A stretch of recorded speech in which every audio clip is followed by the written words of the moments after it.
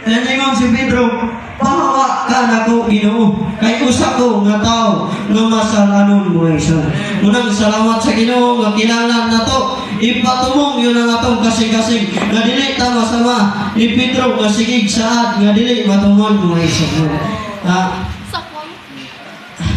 Amen. Basahan po nato ang pinagrap mo isa. And Peter had fallen.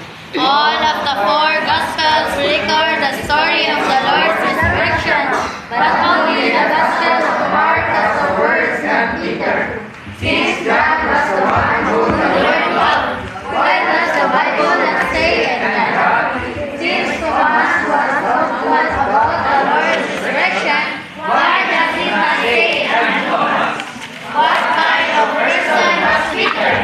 He is before the resurrection. Peter committed a sin, a sin that would cause the Lord not to impress him before the Father's kingdom. But the Lord wanted the woman to tell the disciples and Peter about his resurrection.